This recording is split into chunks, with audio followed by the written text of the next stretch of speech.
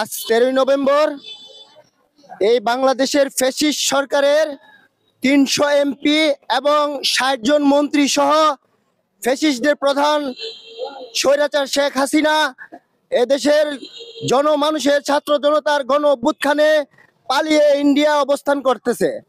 পালিয়ে থাকা সেই সাবেক প্রধানমন্ত্রী শেখ হাসিনা এদেশের নিরীহ জনগণকে, নিরীহ আওয়ামী লীগকে উস্কানি দিয়ে আজকে মাঠে নামানোর চেষ্টা করেছে। আমি বলতে চাই, এদেশের ছাত্রলীগ, যুবলীগ, আওয়ামী লীগের নিরীহ জনগণ, আপনারা শান্তিতে আছেন। কথা বলতে হয় যে সুখে থাকলে ভূতে কিলায়। আপনারা শান্তিতে আছেন, শান্তিতে ঘুমান।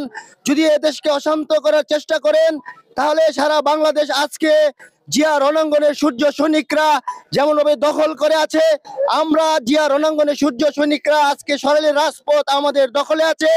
আমরা সারা জীবন দখলে রাখবো। সে আপনারা মাঠে নামার সে দুঃসাহস দেখালে আপনাদেরকে আমরা, যারা নিরীহ আওয়ামী লীগ আছেন, আপনাদেরকেও হাসিনার মতো এদেশ থেকে পালিয়ে যেতে বাধ্য করব। সো আপনারা সাবধান, মাঠে নামার চেষ্টা করবেন না। আমরা জিয়া রণাঙ্গনের সৈনিকরা মাঠে আছি, থাকবো ইনশাল্লাহ। ফাঁসি ফাঁসি ফাঁসি।